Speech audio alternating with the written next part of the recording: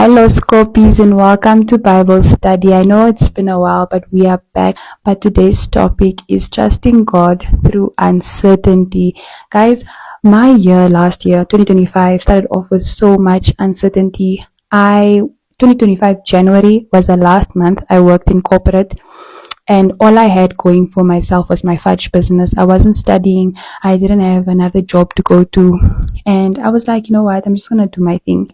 Influencing or content creation career only really started booming towards March that year. So before that, there was a period of a lot of uncertainty. Like, guys, I was so stressed because I was like, I'm not working. I'm just selling fudge. I was doing what I had to do, but like, that's all I had going. You know how scary that is as someone that has constantly had a 9 to 5, constantly been studying, like there was more security. And it took a lot of trust. But I think what I'm trying to say is, trust in God doesn't mean that it eliminates your fear or your panic or your doubt. It's still there, right? And I just want to give you guys this lovely, beautiful verse. Gifty, shout out to you, Suko, because you taught me the song, Trust in the Lord with all your heart. And that is why this is one of my favorite Bible verses. Proverbs 3, verse 5 to 6 says, Trust in the Lord with all your heart and lean not on your own understanding. In all your ways submit to Him, and He will make your path straight. In everything that you do, don't try to carry it on your own. Give it to God. Allow Him to take the lead in your life. God wants us to trust without understanding. That period from the time I left the job to before I got my actual gig and I saw that things are moving, it was a season, a wilderness season. So basically, it's just you waiting and like full of fear. You don't know what's coming. There's no signs of winning or success. You're just in the desert like the Israelites. And one thing I like about like that story is like God would only provide manna for the Israelites daily, not weekly, not monthly. He wanted them to depend on Him.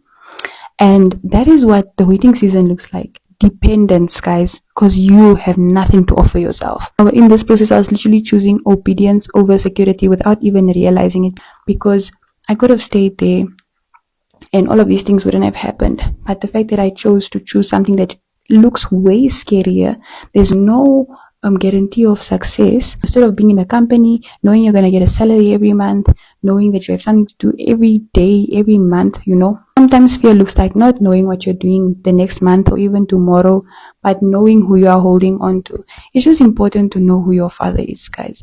Like knowing that God will provide. It doesn't matter what the circumstances are. My next point is that God provides in ways we don't plan. I mean, who would have thought that when I left my corporate job, I would be leaving it to work with big brands like Coca-Cola, like KFC, Yango, Pep stores. How amazing is that? Isaiah 55 verse 8 to 9. For my thoughts are not your thoughts, neither are your ways my ways. Don't ever make God small in your mind.